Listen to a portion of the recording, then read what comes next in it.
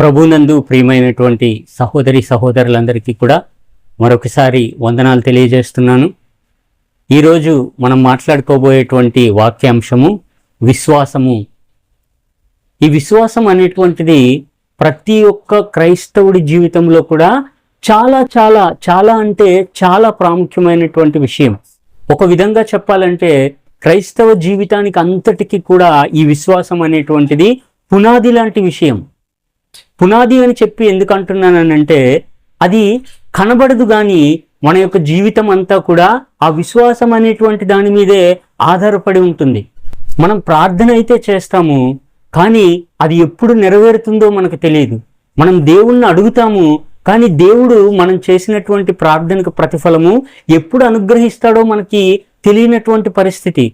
కానీ దేవుడు ఖచ్చితంగా నేను అడిగింది ఇస్తాడు, నా ప్రార్థన ఆలకిస్తాడు అనేటువంటి ఒక అపారమైన నమ్మకం దేవుని మీద క్రైస్తవ జీవితాల్లో మనము చూస్తాం. మనం చేసేటువంటి ప్రార్థన ఏ అంశానికి సంబంధించినటువంటిది అయినప్పటికీ, అది అనారోగ్య సంబంధమైనటువంటి విషయం గురించి కావచ్చు, లేకపోతే కుటుంబంలో ఉన్నటువంటి ఆర్థిక సంబంధమైన విషయాలు కావచ్చు, దేని నిమిత్తమైనప్పటికీ మనము దేవుడు నాకు దీన్ని అనుగ్రహిస్తాడు, దేవుడు ఈ కార్యాన్ని నా ఎడల జరిగిస్తాడు అనేటువంటి ఒక గట్టి కంటికి కనిపించినటువంటి ఒక నమ్మకంతో మనం దేవుని సన్నిధిలో మన యొక్క జీవితాలని కొనసాగిస్తాం. అది చదువు కావచ్చు, పెళ్లి కావచ్చు, ఉద్యోగం కావచ్చు, లేకపోతే మరింకేదైనా అవసరం కావచ్చు. ప్రతి విషయం మీద దేవుడు నాకు ఖచ్చితంగా సమాధానాన్ని అనుగ్రహిస్తాడు అనేటువంటి ఒక నమ్మకంపై, విశ్వాసంపై ఆధారపడి ఉన్నటువంటి జీవితాలు క్రైస్తవ జీవితాలు అనేటువంటివి. అయితే ఈ విశ్వాసం అనేటువంటిది ఎంత సులువుగా చెప్పుకోవడానికి ఉంటుందో అంతే కఠినతరమైనటువంటిది నువ్వు ఉంచినటువంటి విశ్వాసంలో స్థిరంగా ఉండడం అనేటువంటిది. ఎందుకనంటే 1 పేతురు పత్రిక 1వ అధ్యాయం 7వ వచనంలో మీ విశ్వాసానికి కలిగేటువంటి పరీక్ష, శోధన, ఆ ఇబ్బందికరమైనటువంటి పరిస్థితి అనేటువంటిది చాలా శ్రమలతోనూ కఠినమైనటువంటి మార్గాలతోనూ కూడుకున్నటువంటిది. చాలా జాగ్రత్తగా ఉండండి అని చెప్పి దేవుని వాక్యం మనల్ని హెచ్చరిస్తూ ఉంటుంది. 1 పేతురు పత్రిక 1వ అధ్యాయము 7వ వచనం, నశించిపోవు సువర్ణము అగ్ని పరీక్ష వలన శుద్ధపరచబడుచున్నది కదా, దానికంటే అమూల్యమైన మీ విశ్వాసము ఈ శోధనల చేత పరీక్షకు నిలిచినదై యేసుక్రీస్తు ప్రత్యక్షమైనప్పుడు మీకు మెప్పును మహిమయు ఘనతయు కలుగుటకు కారణమగును. దీన్ని బంగారంతో పోలిస్తూ, బంగారము ఏ విధంగా అయితే మరి శుద్ధ సువర్ణంగా మారడానికి ఎన్ని పరీక్షలనైతే దాటుకొని మరి అది సువర్ణం అని చెప్పి ఎంచబడుతుందో, మీ విశ్వాసం కూడా అలాంటిదే. నువ్వు దేవుని పట్ల ఉంచినటువంటి నమ్మకము, ఆ గురి కూడా అటువంటివే. అన్ని పరీక్షలకు, అన్ని శోధనలకు తట్టుకొని నిలబడగలిగితేనే ఆ యొక్క విశ్వాసం అనేటువంటి దాని యొక్క ప్రతిఫలం అనేటువంటిది మనము పొందగలుగుతాం. కాబట్టి నువ్వు విశ్వాసం ఉంచినంత మాత్రాన, దేవుణ్ణి నమ్మినంత మాత్రాన సమస్య అక్కడితో అయిపోలేదు, కానీ ఆ తర్వాతే క్రైస్తవ జీవితంలో అసలైనటువంటి పరీక్ష అనేటువంటిది దేవుడు మనకి ప్రారంభిస్తాడు. అది శోధనలు తట్టుకొనగలగాలి, అది శ్రమలను తట్టుకొనగలిగే విధంగా ఉండాలి, అది దానికి వచ్చేటువంటి ఏ రకమైనటువంటి పరీక్షకైనా నిలబడగలిగినదై నా విశ్వాసము స్థిరమైనటువంటి విశ్వాసము, దేవుడు తప్పక ఈ శోధన నుంచి నన్ను గట్టెక్కిస్తాడు అనేటువంటి విశ్వాసం మనకు ఉన్నట్లయితే దేవుడు తప్పకుండా మనకి సహాయం అనేటువంటిది అందిస్తాడు. అలాంటి కఠినమైనటువంటి పరిస్థితే, అలాంటి ఇబ్బందికరమైనటువంటి పరిస్థితే పరిశుద్ధ గ్రంథంలో మోషే ఎదుర్కొన్నట్లుగా మనము చూడగలుగుతాం. మోషేని దేవుడు ఇశ్రాయేలీయులందరినీ కూడా ఆ యొక్క ఐగుప్తు బానిసత్వం నుండి విడిపించి ఆయన వాళ్ళ పితరులకు వాగ్దానం చేసినటువంటి దేశానికి నడిపించాలని చెప్పేసి ఈ యొక్క మోషేని నియమించి వాళ్ళ దగ్గరికి పంపించడం మనందరికీ కూడా తెలిసినటువంటి విషయమే. ఇక్కడ మోషే ముందున్నటువంటి ఛాలెంజ్ ఏంటంటే, ఈ ఇశ్రాయేలీయులందరినీ కూడా నేను దేవుని పక్షాన మీ దగ్గరకు వచ్చానని చెప్పి వాళ్ళని నమ్మించగలగాలి. లేనట్లయితే ఇశ్రాయేలీయులు మోషే నాయకత్వాన్ని ఒప్పుకునేటువంటి అవకాశం ఎంత మాత్రం కూడా లేదు. దేవుడు నన్ను పంపించాడు, మిమ్మల్ని అందరినీ కూడా ఇక్కడి నుంచి బయటికి తీసుకువెళ్ళాలని చెప్పి, మిమ్మల్ని అందరినీ కూడా నడిపించడానికి నన్ను నాయకుడిగా దేవుడు పంపించాడని చెప్పి ఇశ్రాయేలీయులతో చెప్తే వాళ్ళు ఎంత మాత్రం కూడా వినేటువంటి పరిస్థితి లేదు అక్కడ. కాబట్టి మోషే ఇక్కడ ఏం చేయాలనంటే ఇశ్రాయేలు ప్రజలందరిలో కూడా విశ్వాసం కలగజేయాలి తన పట్ల. తన పట్ల నమ్మకం కనబరిచేటువంటి విధంగా మోషే ఇక్కడ పనిచేయాల్సినటువంటి అవసరం మనకి కనిపిస్తూ ఉంది. నిర్గమకాండ 3వ అధ్యాయము 13వ వచనాన్ని ఒకసారి చూద్దాం. మోషే, చిత్తగించుము, నేను ఇశ్రాయేలీయుల యొద్దకు వెళ్ళి వారిని చూచి, మీ పితరుల దేవుడు మీ యొద్దకు నన్ను పంపినని వారితో చెప్పగా, వారు ఆయన పేరేమని అడిగిన ఎడల వారితో నేనేమి చెప్పవలనని దేవునిని అడిగెను. వాళ్ళ దగ్గరికైతే నేను వెళ్తాను నీ మాట నమ్మి, కానీ వాళ్ళు ఇటువంటి ప్రశ్నలన్నీ కూడా నన్ను అడుగుతారు. నేను ఏ సమాధానం చెప్పాలి? దేవుడు నాకు పొదలో కనిపించాడు, నాతో మాట్లాడాడు, మీ అందరూ నా వెనకాల వచ్చేసేయండి అంటే వినేటువంటి ప్రజలు కాదు ఇశ్రాయేలీయులు. మరి ఈ మాటలు మోషే దేవునితో చెప్పినప్పుడు దేవుడు మోషేతో చెప్తున్నటువంటి మాటల్ని మనం చాలా జాగ్రత్తగా గమనించాలి. అంటే విశ్వాసం అనేటువంటిది, నమ్మకం అనేటువంటిది ఎలా ఏర్పడుతుంది, ఏ మార్గంలో ఏర్పడినటువంటిది నిజమైనటువంటి విశ్వాసము, నిజమైనటువంటి నమ్మకము అని చెప్పి అనబడుతుంది అనేటువంటి దానికి మనం లేఖనాధారాలను వెతికేటువంటి ప్రయత్నము చేస్తున్నాం. 14వ వచనం నుంచి చదివినట్లయితే అక్కడ దేవుడు ఏం చెప్తున్నాడనంటే, అందుకు దేవుడు, నేను ఉన్నవాడను అనువాడనే ఉన్నానని మోషేతో చెప్పాను. మరియు ఆయన, ఉండుననువాడు మీ యొద్దకు నన్ను పంపెనని నీవు ఇశ్రాయేలీయులతో చెప్పవలెను. మరియు దేవుడు మోషేతో ఇట్లనెను, మీ పితరుల దేవుడైన యెహోవా అనగా అబ్రహాము దేవుడు, ఇస్సాకు దేవుడు, యాకోబు దేవుడునైన యెహోవా మీ యొద్దకు నన్ను పంపెనని నీవు ఇశ్రాయేలీయులతో చెప్పవలెను. ఇది దేవుడు మోషేకి చెప్పినటువంటి విషయం. ఈ మాటల ద్వారా ఇశ్రాయేలీయులలో మోషే పట్ల నమ్మకం కలగాలి, విశ్వాసం కలగాలి. అవును, దేవుడు ఏర్పాటు చేసుకున్నటువంటి నాయకుడు మోషే అని చెప్పి, ఇతని వెంట మేము వెళ్ళవలసినటువంటి అవసరం ఉన్నది దేవుని యొక్క ఆజ్ఞను బట్టి అనేటువంటి విశ్వాసము, నమ్మకం అనేటువంటిది మోషే పట్ల ఇశ్రాయేలీయులకు కలగజేయాలని చెప్పి దేవుడు ఏం చెప్తున్నాడనంటే, నేను ఉన్నవాడను అనువాడను ఉండుననేటువంటి దేవుడు మీ యొద్దకు నన్ను పంపాడని చెప్పి నువ్వు చెప్పు. అంత మాత్రమే కాదు కానీ మీ పితరుల దేవుడైనటువంటి యెహోవా, ఇది చాలా ప్రాముఖ్యమైనటువంటి విషయము. దేవుడు ఉన్నవాడు అనువాడై ఉన్నాడు. విశ్వాసం ఎలా కలుగుతుంది అంటే దేవుడు పలుకుతున్నాడు, మాట్లాడేటువంటి దేవుడు. దేవుడు మనందరితో కూడా, లేకపోతే లోకం అంతటితో కూడా విషయాన్ని వెల్లడిపరుస్తున్నాడు, రక్షణార్థమైనటువంటి విషయాన్ని, ఆయన సంకల్పం అంతటిని గురించినటువంటి విషయాన్ని దేవుడు మనుషులతో మాట్లాడుతున్నాడు. అనువాడైనటువంటి దేవుడు. విశ్వాసం అనేటువంటిది నీకు కలగడానికి దేవుడు ఆధారం కలిగిస్తున్నాడు తన వాక్యము ద్వారా. అంటే ఏంటి? మాట్లాడుతున్నాడు దేవుడు.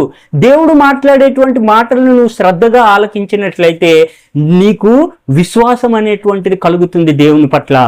దేవుని కార్యము, ఇశ్రాయేలీయులను ఐగుప్తులో నుంచి బయటకు తీసుకురావడం అనేటువంటిది that's not an easy task.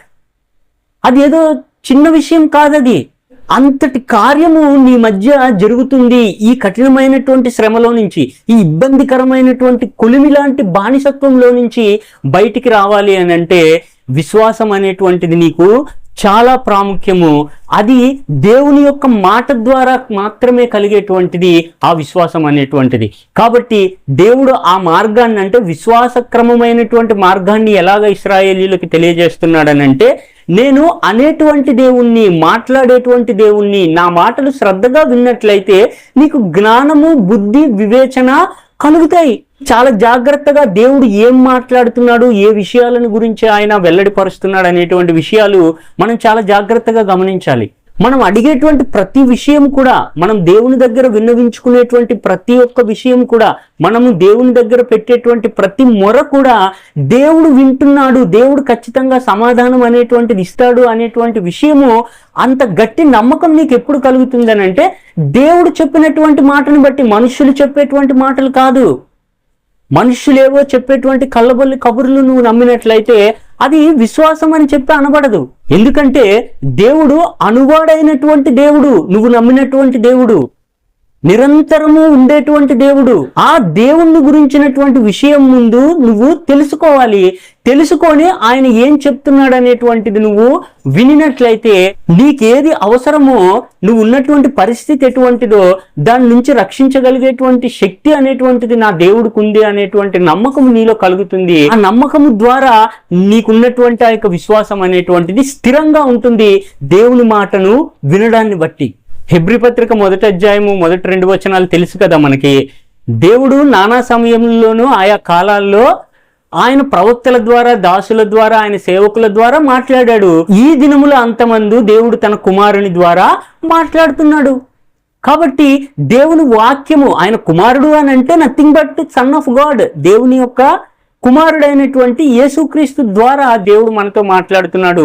వాక్యము ద్వారా దేవుడు మనతో మాట్లాడుతున్నాడు. కాబట్టి దేవుని మాటను, లేకపోతే దేవుని వాక్యాన్ని ఎల్లప్పుడూ కూడా మనము వెంబడించేటువంటి వారమై ఉండి, ఆ వాక్యము ద్వారా బోధన ఉంది, నువ్వు పొందినటువంటి బోధ యందు నువ్వు నమ్మిక ఉంచినట్లయితే అది విశ్వాసంగా మారి నీ యొక్క రక్షణకు, నిత్య జీవానికి, నీకున్నటువంటి ఏ రకమైనటువంటి పరిస్థితి అయినా సరే, అంటే నీ విశ్వాసంలా ఉండిపోదు, కానీ ఆ విశ్వాసానికి ఎదురయ్యేటువంటి ప్రతి శ్రమ, ఇబ్బంది, శోధనలన్నింటి నుంచి కూడా అదే వాక్యము, ఏ వాక్యం వలన నీకు విశ్వాసం కలిగిందో అదే వాక్యము ద్వారా నీకు ఆదరణ, ఓర్పు, ధైర్యం అనేటువంటివి తిరిగి దేవుడు కలిగిస్తాడు.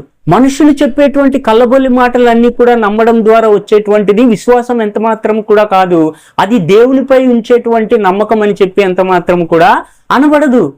దేవుడు నిన్ను ఆశీర్వదించేస్తాడు, విస్తారంగా దేవుడు నీ మీద ఆయన కృప కుమ్మరించేస్తాడు అని చెప్పినప్పుడు అది ఏమవుతుందనంటే, లేఖనాధారం లేకుండా, దేవుని యొక్క వాక్యం పట్ల అవగాహన లేకుండా నీ యొక్క విశ్వాసం అనే దాన్ని నువ్వు కట్టుకొని, అదే విశ్వాసము దేవుడు నన్ను ఖచ్చితంగా దీవించేస్తాడు అని చెప్పి అనుకున్నట్లయితే అది విశ్వాసం అని ఎంచబడకపోగా దురాశ ఇంకా ఇంకా ఇంకా ఎక్కువైపోయేటువంటి అవకాశం అనేటువంటిది ఆ మాటల్లో ఉంటుంది. మనుషుల యొక్క సొంత ఆలోచన క్రమం అనేటువంటిది.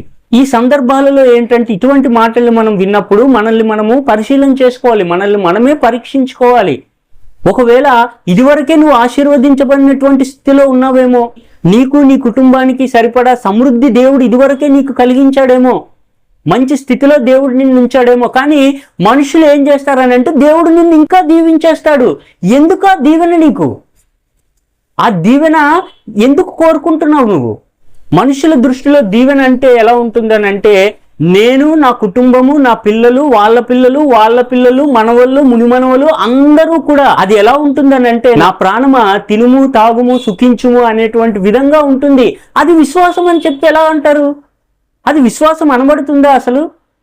ఆశీర్వదిస్తాడు అని అంటే ఎందుకు ఆశీర్వాదం? నీకు ఏ రకమైనటువంటి ఆశీర్వాదాన్ని నువ్వు కోరుకుంటున్నావు? ఆ రకమైనటువంటి ప్రార్థన కానీ, ఆ రకమైనటువంటి నమ్మకాలు కానీ, ఆ రకమైనటువంటి విశ్వాసం యొక్క క్రమము కానీ దేవుని వాక్యానుసారమైనటువంటిది ఎంత మాత్రం కూడా కాదు. అలాగ దీవిస్తేనే దీవెన అనుకుంటున్నారు ఈ రోజుల్లో చాలా మంది. అలాగా ఆశీర్వదింపబడిపోతేనే దేవుడు ఆశీర్వదించినట్లు అనుకుంటున్నారు ఈ రోజుల్లో. ఇలా చెప్పుకుంటూ పోతే ఆ లిస్ట్ అనేటువంటిది చాలా ఉంటుంది. కానీ లోక సంబంధమైనటువంటి విషయాలకు, శరీర సంబంధమైనటువంటి విషయాలన్నింటికి కూడా ఈ విశ్వాసం అనేటువంటి దాన్ని ముడిపెట్టి దాని యొక్క స్థాయిని, విశ్వాసం యొక్క స్థాయిని మనము తగ్గించకూడదు. ఇక్కడ ఉన్నటువంటి మోషే పరిస్థితి ఎలా ఉందో మనం చూసాం కదా. మోషే వెళ్ళి వాళ్ళ దగ్గరికి, మీ పితరుల దేవుడైనటువంటి అబ్రహాము దేవుడు, ఇస్సాకు దేవుడు, యాకోబు దేవుడు నన్ను పంపించాడు అని చెప్పేస్తే ఇశ్రాయేలీయులు నమ్మేస్తారా? సరిపోతుందా విశ్వాసం స్థిరపడడానికి, మోషేను నమ్మడానికి? ఆ విషయము ఎంత మాత్రం కూడా సరిపోదు. ఎందుకనంటే నువ్వు ఏ విషయమైతే దేవుని పక్షంగా వెళ్ళి మాట్లాడావో ఆ విషయం పట్ల, ఆ విషయాన్ని వినేవారికి అవగాహన ఉండాలి. మోషే చెప్పినటువంటి విషయం ఏంటంటే, మీ పితరుల దేవుడైనటువంటి యెహోవా నన్ను పంపించాడు అని చెప్పు మోషే, నువ్వు వెళ్ళి ఇశ్రాయేలీయులతో అని చెప్పినప్పుడు ఎవరి పితరులు అనేటువంటిది నాకు తెలిసి ఉండాలి కదా. ఆ పితరుల యొక్క దేవుడు ఎవరు, వారిని ఎలా నమ్మించాడు, ఏ ఏ విషయాలు వాళ్ళ ఎడల దేవుడు చేశాడు, ఎలాంటి కార్యాలు చేశాడు దేవుడు అనేటువంటి విషయం నాకు దేవుని మీద ప్రాథమికమైనటువంటి ఒక అవగాహన, నమ్మకము ఉన్నట్లయితే మోషేను నమ్మడానికి నాకు ఆధారం కలుగుతుంది. మోషే చెప్పిన విషయాల పట్ల నాకు గురి కుదురుతుంది. కాబట్టి పితరుల దేవుడైనటువంటి యెహోవా అని చెప్పి ఎందుకు చెప్పమన్నాడనంటే, వీళ్ళు వింటున్నటువంటి విషయం ప్రతి ఒక్కదాని గురించి కూడా ఇశ్రాయేలీయులు అది వరకే ఎదురు చూస్తూ ఉన్నారు. అంతకు ముందే ఇశ్రాయేలీయులు ప్రార్థన చేశారు కదా, మేము ఇరుకులలో ఉన్నాము, ఇబ్బందుల కొలిమిలో ఉన్నాము, తండ్రి మా పితరులకు నువ్వు వాగ్దానం చేశావు కదా, మమ్మల్ని ఇక్కడి నుంచి తిరిగి పాలు తేనెలు ప్రవహించేటువంటి దేశానికి తీసుకువెళ్తానని చెప్పేసి, ఇంకా సమయం రాలేదా అని చెప్పి వీళ్ళు పడుతున్నటువంటి శ్రమను బట్టి, వీళ్ళు ఉన్నటువంటి ఇబ్బందికరమైనటువంటి పరిస్థితిని బట్టి ఈ రోజు మనం ఎలాగైతే దేవుని సన్నిధిలో మొరపెడుతున్నామో మన యొక్క అవసరాల నిమిత్తము, మనం ఉన్నటువంటి ఆ పరిస్థితి నిమిత్తము, ఇశ్రాయేలీయులు కూడా అలాగే ప్రార్థన చేస్తున్నారు. వాళ్ళ యొక్క ప్రార్థనకి ఒక ఆధారం ఉంది. అలాగే మన యొక్క విశ్వాసానికి మనం దేవుని దగ్గర అడుగుతున్నటువంటి విషయాలకు కూడా ఒక ఆధారం అనేటువంటిది ఉండాలి. దేని ఆధారంగా దేవుని నువ్వు ప్రార్థన చేస్తున్నావు? ఇశ్రాయేలీలకు ఉన్నటువంటి నమ్మకం ఏంటనంటే, దేవుడు మా పితరులకు వాగ్దానం చేశాడు.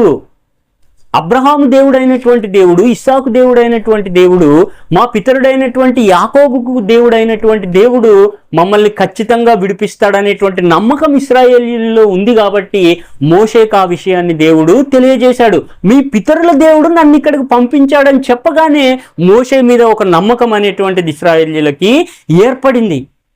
ఆ రోజుల్లో ఇప్పుడు మనకున్నట్లుగా బైబిల్ లేదు.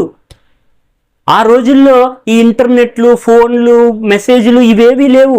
మరి ఎలాగ ఈ పితరుల దేవుడు అనేటువంటి విషయం తెలిసిందే అని అంటే, ఒక తరము ఆ తర్వాత తరానికి, ఆ తర్వాత తరం మరొక తరానికి, వీళ్ళు బానిసత్వంలోకి ఐగుప్తు దేశంలోకి వెళ్ళిపోయిన తర్వాత కూడా ఒకరి తర్వాత ఒకరికి వాళ్ళ పిల్లలకి, ఆ పిల్లలు వాళ్ళ పిల్లలకి పితరుల దేవుని గురించినటువంటి సమాచారం అంతా కూడా తెలియజేసుకుంటూ మాట్లాడుకుంటూ వస్తూ ఉన్నారు. వాళ్ళ ఆ సమాచారాన్ని దేవుడు అబ్రహాము, ఇస్సాకు, యాకోబులు అనేటువంటి వారి పితరులతో చెప్పినటువంటి మాటలన్నింటినీ కూడా వారు ప్రతినిత్యము కూడా వాళ్ళ పిల్లలకు బోధించుకుంటూ వస్తున్నారు. కాబట్టి మోషే వెళ్ళి మీ పితరుల దేవుడు నన్ను పంపించాడు అని చెప్పినప్పుడు ఆ సమయం అనేటువంటిది వాళ్ళ మనసుల్లోకి వచ్చింది. అవును, ఇది విడుదల సమయము. మా పితరుల దేవుడు మోషేని మాకు నాయకుడిగా, మమ్మల్ని విమోచించేటువంటి వాడిగా పంపించాడు అనేటువంటి గురి కుదిరింది. దేన్ని బట్టి? దేవుని మాటను బట్టి. ఎప్పుడో 400 సంవత్సరాలకు పూర్వం దేవుడు చెప్పినటువంటి మాట వాళ్ళ మనసులలో ఉంది కాబట్టి దాన్ని వింటూ వస్తున్నారు. కాబట్టి ఆ గురి అనేటువంటిది కలగడానికి, మోషేను ఒప్పుకోవడానికి కారణమైంది దేవుడు వాళ్ళకు కలిగించినటువంటి విశ్వాసాన్ని బట్టి, వాళ్ళు దేవునిపై ఉంచినటువంటి విశ్వాస క్రమాన్ని బట్టి.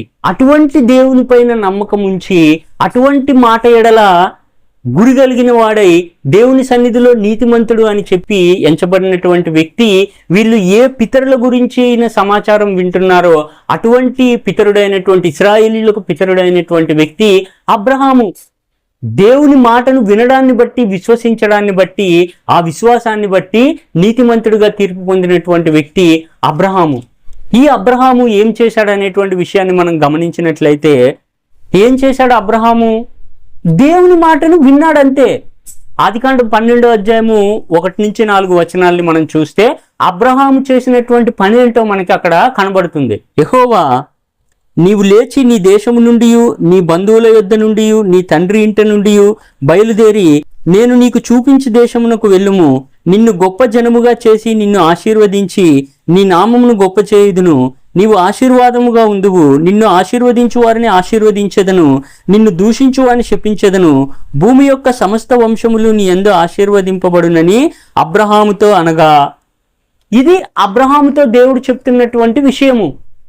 అబ్రహాం ఏం చేస్తున్నాడు ఈ సందర్భంలో? దేవుడు చెప్పినటువంటి మాటలన్నీ కూడా ఆలకిస్తున్నాడు, వింటున్నాడు. దేవుడు అబ్రహాంతో మాట్లాడుతున్నాడు. నిన్ను ఆశీర్వదిస్తాను, నిన్ను గొప్ప జనముగా చేస్తాను. గొప్ప జనముగా చేస్తానంటే దాని అర్థము నీకు సంతానం కలుగుతుంది అని చెప్పి దేవుడు అబ్రహాంకు చెప్తున్నాడు. అబ్రహాం ఏమో దేవుడు చెప్పినటువంటి మాటలు శ్రద్ధగా వింటున్నాడు. ఈ సందర్భంలో మనం గమనించుకోవాల్సినటువంటి విషయం ఏంటనంటే, నిన్ను ఆశీర్వదించి గొప్ప జనముగా చేసి నీకు సంతానాన్ని అనుగ్రహిస్తాను అని చెప్పినప్పుడు అబ్రహాము వయసు 75 సంవత్సరాలు. యెహోవా అతనితో చెప్పిన ప్రకారము అబ్రహాము వెళ్ళెను, లోతు అతనితో కూడా వెళ్ళెను. అబ్రాము హారాను నుండి బయలుదేరినప్పుడు 75 ఏండ్ల ఈడు గలవాడు. మరలా క్రింద 7వ వచనాన్ని చూసినట్లయితే దేవుడు అయ్యే విషయాల్ని మళ్ళీ చెప్తున్నాడు.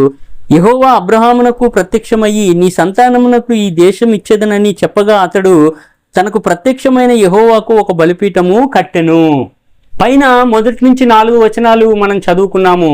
అదే విషయాన్ని మళ్ళీ 7వ వచనంలో కూడా చెప్తున్నాడు. నీకు నీ సంతానానికి ఈ దేశాన్ని నేను ఇస్తాను అని చెప్పి దేవుడు అబ్రహాంతో మాట్లాడుతున్నాడు. దేవుడు చెప్పినటువంటి ప్రతి విషయాన్ని అబ్రహాము శ్రద్ధగా వింటున్నాడు. అంటే అబ్రహాము యొక్క విశ్వాసానికి ఏది కారణమైంది? విశ్వాసం అనేటువంటిది దేని ద్వారా వస్తుంది? ఆ విశ్వాసం అనేటువంటిది నీతి అనబడడానికి జరిగేటువంటి ప్రక్రియ ఏ రకంగా ఉంటుంది అనేటువంటి విషయాలను గురించి మనము మాట్లాడుకుంటున్నాం. మరలా 13వ అధ్యాయం 15వ వచనాన్ని చూసినట్లయితే మళ్ళీ అవే విషయాల్ని దేవుడు అబ్రహాంతో చెప్తున్నాడు.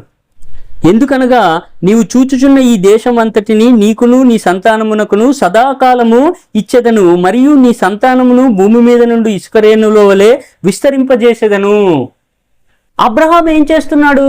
వింటున్నాడు అంతే, ఇంకేమి చేయలేదు అబ్రహాము. దేవుడు అబ్రహాంతో మాట్లాడుతున్నాడు, అబ్రహాం ఏమో శ్రద్ధగా వింటున్నాడు. దేవుడు మళ్ళీ మళ్ళీ మళ్ళీ ఆ విషయాలను రిపీట్ చేస్తూనే ఉంటున్నాడు. ఏంటయ్యా ఇన్నిసార్లు చెప్తున్నావు, ఒకసారి చెప్పావు కదా అని చెప్పి అబ్రహాం అనలేదు.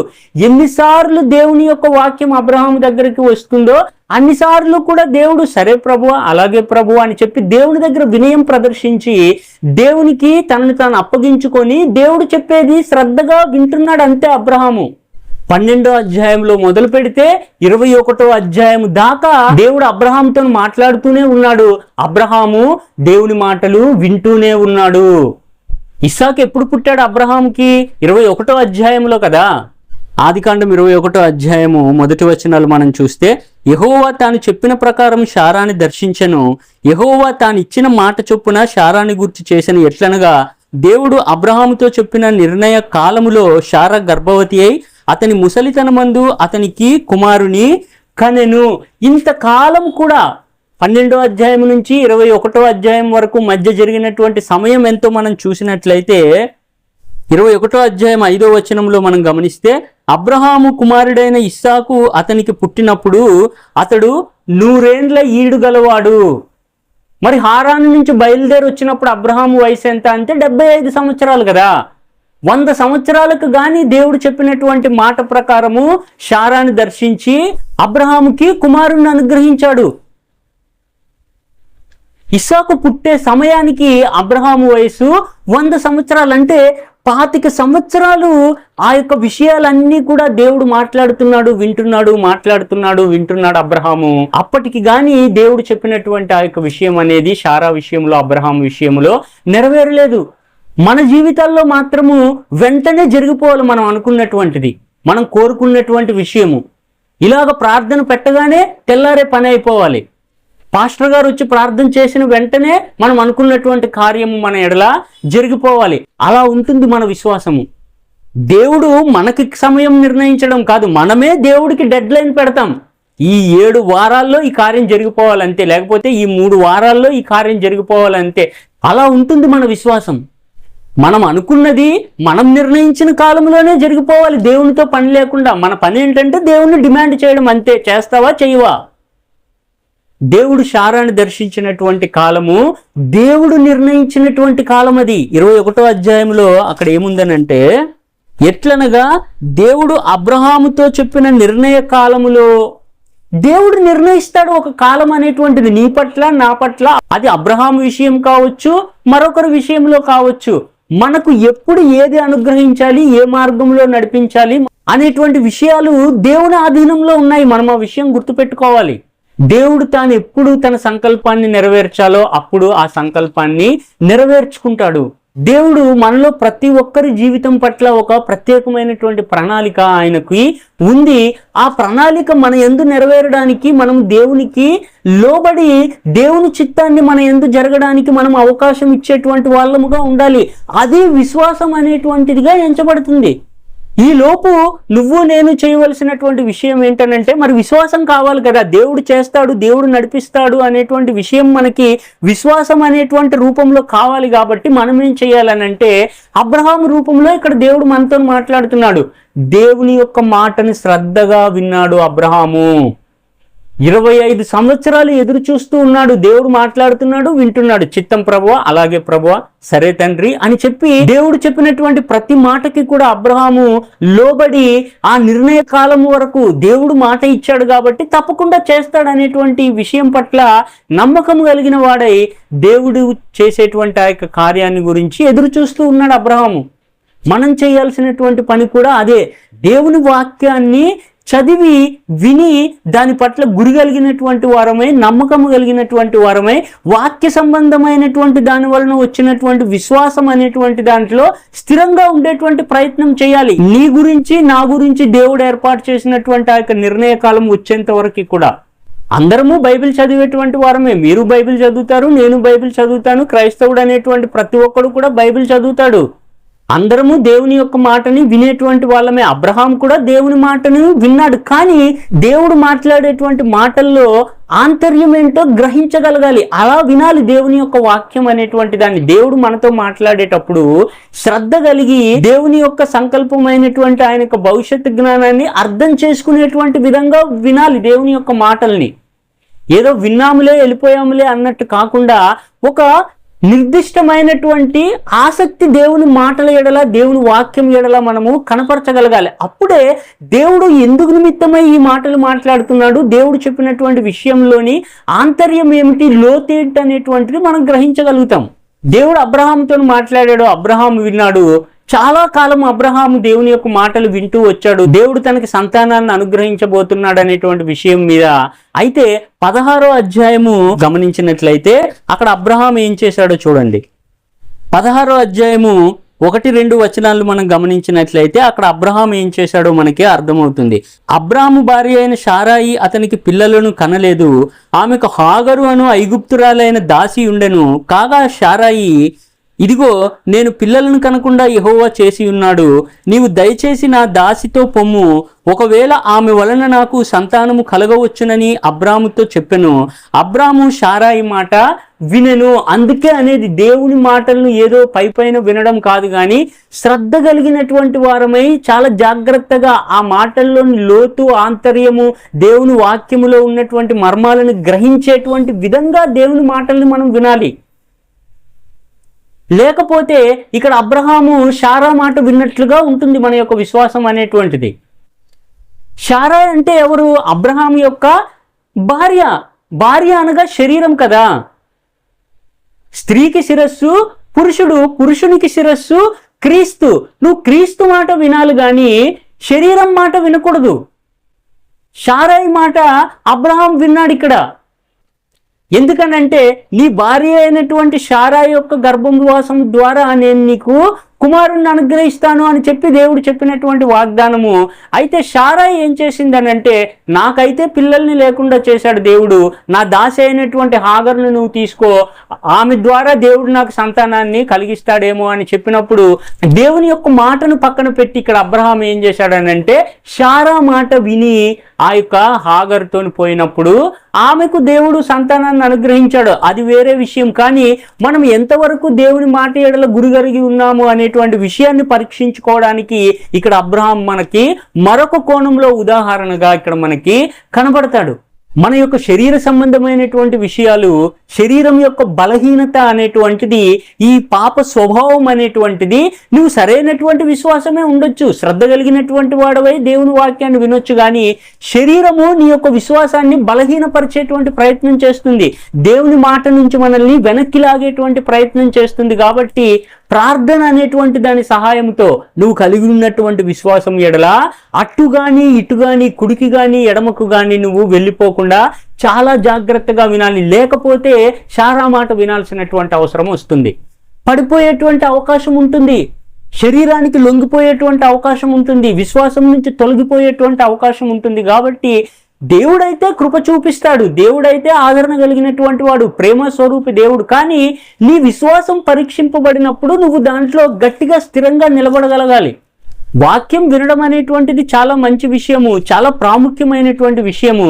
అయితే ఆ వినేటువంటి క్రమం, అంటే నీ విశ్వాసానికి కారణమవుతున్నటువంటి ఆ దేవుని వాక్యాన్ని నువ్వు ఎలాగ వినాలి అని అంటే హెబ్రీ పత్రిక 2వ అధ్యాయం 1వ వచనంలో మనం ఆ విషయాన్ని చూస్తాం. కావున మనము వినిన సంగతులను విడిచిపెట్టి కొట్టుకొని పోకుండానట్లు వాటి యందు మరి విశేష జాగ్రత్త కలిగి ఉండవలెను. దేవుని మాటల్ని ఎలాగ వినాలి? ఏదో విన్నాములే అయిపోయిందిలే ఆ తర్వాత వదిలేసాములే అన్నట్టు కాకూడదు. ఎందుకనంటే దేవుడు చెప్పే ప్రతి మాట కూడా నిన్ను బ్రతికించేటువంటిది, నిన్ను నిత్యము జీవింపజేసేటువంటిది, నిన్ను నీతిమంతుడిగా మార్చేటువంటిది దేవుని యొక్క వాక్యం అనేటువంటిది. కాబట్టి విశేషమైనటువంటి జాగ్రత్త కలిగి ఉండాలి.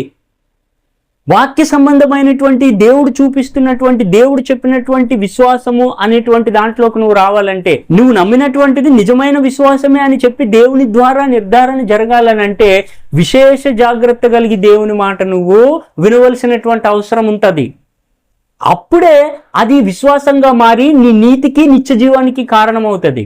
మన బలహీనతలన్నీ దేవునికి తెలుసు, మన ఇబ్బందికరమైనటువంటి పరిస్థితులన్నీ కూడా దేవునికి ముందే తెలుసు. అయితే వాటన్నింటిని బట్టి దేవునిపై నీకున్నటువంటి గురి, దేవునిపై నీకున్నటువంటి నమ్మకాన్ని, ఆ విశ్వాసాన్ని దేవుడు పరీక్షిస్తాడు. ఆ పరీక్షలో నువ్వు నిలిచి గెలవగలిగినటువంటి స్థితిలో ఉన్నావా లేదా అని చెప్పి, నీ యొక్క విధేయత ఎంతవరకు నువ్వు దేవుని సన్నిధిలో విధేయుడుగా ఉంటావు అనేటువంటి విషయాన్ని దేవుడు తప్పక నిన్ను పరీక్షించి, మన విధేయతను పరీక్షించడానికని చెప్పి దేవుడు తప్పకుండా మనల్ని శ్రమలలో నుంచి, ఇబ్బందులలో నుంచి నడిపించేటువంటి మార్గాన్ని ఆయన మనకి సిద్ధపాటు చేశాడు. ద్వితీయోపదేశకాండం 8వ అధ్యాయము 2వ వచనం, మరియు నీవు ఆయన ఆజ్ఞలను గైకొందువో లేదో నిన్ను శోధించి నీ హృదయములో ఉన్నది తెలుసుకొనుటకు నిన్ను అణచు నిమిత్తము.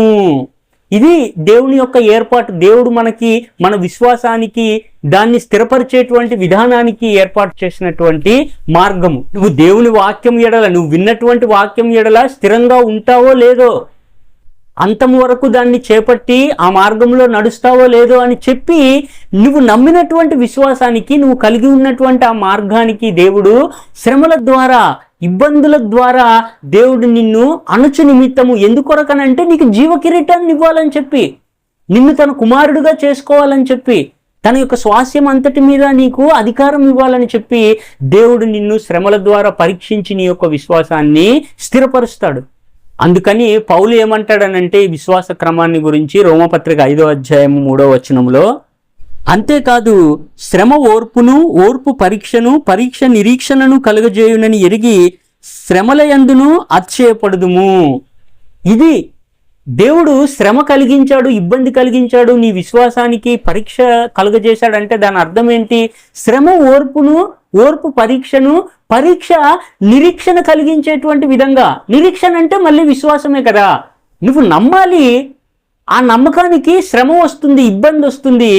ఆ ఇబ్బంది నీకేం చేస్తుంది అనంటే దాన్ని తట్టుకొని నిలబడగలిగేటువంటి శక్తి ఇస్తుంది, ఓర్పును అనుగ్రహిస్తుంది. ఆ ఓర్పు మళ్ళీ నీ విశ్వాసాన్ని స్థిరపరచడానికి, అది నిరీక్షణగా నువ్వు దేని గురించి అయితే ఎదురు చూస్తున్నావో, ఏ మొరనైతే దేవుని సన్నిధిలో పెట్టావో, ఏ అవసరం నిమిత్తం అయితే దేవుని సన్నిధిలో నువ్వు అడిగావో, దాని గురించి నిరీక్షించేటువంటి ఆ మార్గాన్ని దేవుని వాక్యం మనకి తెలియజేస్తుంది. దేవుని మాటను విని ఆ మార్గాలన్నిటిలో నువ్వు స్థిరంగా నిలబడగలిగినప్పుడు.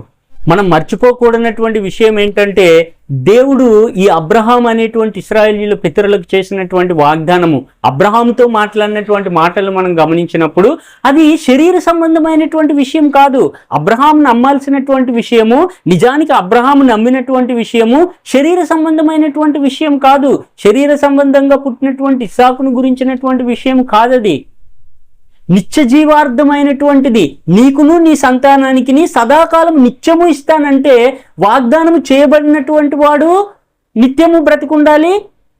వాగ్దానం చేసినటువంటి ఆ యొక్క కుమారుడైనటువంటి అబ్రహాముకు పుట్టేటువంటి ఆ యొక్క ఇస్సాక్ అనేటువంటి వాడు తండ్రి నిత్యము బ్రతికుండాలి, కుమారుడు కూడా. వీళ్ళిద్దరికీ కలిపే కదా వాగ్దానం అనేటువంటిది అనుగ్రహించింది. కాబట్టి వీళ్ళిద్దరి నిత్య జీవానికి సంబంధించినటువంటి మాటలు ఇశ్రాయేలు ప్రజలైనటువంటి పితరులతో దేవుడు మాట్లాడినటువంటి మాటలు. ఇశ్రాయేలీల యొక్క విశ్వాసానికి కానీ, మోషేను నమ్మడానికి, అబ్రహాము యొక్క విశ్వాసము కానీ, అబ్రహాము నమ్మి వాటి యందు స్థిరంగా ఉండడానికి, అటువంటి అబ్రహాము ఆయన కుమారుడైనటువంటి వాడి ద్వారా లోకమంతా కూడా ఆశీర్వదింపబడడానికి దేవుడు చెప్పినటువంటి మాటలలో, వాగ్దానములో అది కూడా ఉంది కదా. నీ యందు అన్యజనులందరూ, భూమి మీద ఉండేటువంటి వంశాలన్నీ కూడా ఆశీర్వదింపబడాలి ఆ వాగ్దానములో, అబ్రహాము యొక్క విశ్వాసము ద్వారా. అందుకని చెప్పి దాన్ని పౌలు ఎలాగ వివరిస్తాడు అని అంటే, గలతీ పత్రిక 3వ అధ్యాయము 16వ వచనం, అబ్రహామునకును అతని సంతానమునకును వాగ్దానములు చేయబడెను. ఆయన అనేకులను గూర్చి అన్నట్టు నీ సంతానములకును అని చెప్పక ఒకని గూర్చి అన్నట్టే నీ సంతానమునకును అనెను. ఆ సంతానము యేసుక్రీస్తు. ఈ విషయం మనకు అర్థం అవ్వాలనంటే దేవుని మాటలు శ్రద్ధగా వినాలి. ఆ వినిన దాన్ని బట్టి మనకి విశ్వాసం కలుగుతుంది. దేవుడు మాట్లాడినటువంటి మాటల్లోని ఆంతర్యాన్ని మనము గ్రహించేటువంటి స్థితిలోనికి వస్తాము. ఏం చెప్తుంది దేవుని వాక్యము? పితరులకు చేసినటువంటి వాగ్దానం యొక్క ఆంతర్యము, ఆ సంతానము క్రీస్తు. ఆ సంతానము ద్వారా అంటే ఆయన కుమారుడైనటువంటి దేవుని కుమారుడైనటువంటి యేసుక్రీస్తు ద్వారా లోకమంతటికి కూడా ఆశీర్వాదం అనేటువంటిది ఇవ్వబోతున్నాడు, రక్షణ అనేటువంటిది కలగజేయబోతున్నాడు. నిత్య జీవం అనేటువంటిది అబ్రహాము ద్వారా ఆయన కుమారుడైనటువంటి యేసుక్రీస్తు ద్వారా లోకమంతటికి కూడా దేవుడు అనుగ్రహించబోతున్నాడు. దేవుని మాటను వినడం ద్వారా, దాని మీద గురి కలిగి ఉండడం ద్వారా, ఆ విశ్వాసానికి కలిగేటువంటి శ్రమలు శోధనలన్నింటినీ జయించి నిలబడగలగడం ద్వారా నీకు నాకు కలిగేటువంటి బహుమానము యేసుక్రీస్తు ద్వారా నిత్య జీవము. ఈ రకంగా ఉండాలి విశ్వాసం అని అంటే. అటువంటి విశ్వాసాన్ని మనం కలిగి ఉండాలని, ఆ మార్గంలో మనం ముందుకు ప్రయాణించేటువంటి ప్రయత్నం చేయాలని, అందుకు సహాయకరంగా దేవుని వాక్యం అనేటువంటి దాన్ని మనము ఆశ్రయించి దాని ద్వారా శక్తిని పొంది ముందుకు నడవాలని చెప్పేసి కోరుకుంటూ ఈ కొద్ది మాటలు ముగిస్తూ ఉన్నాను. అందరికీ వందనాలు.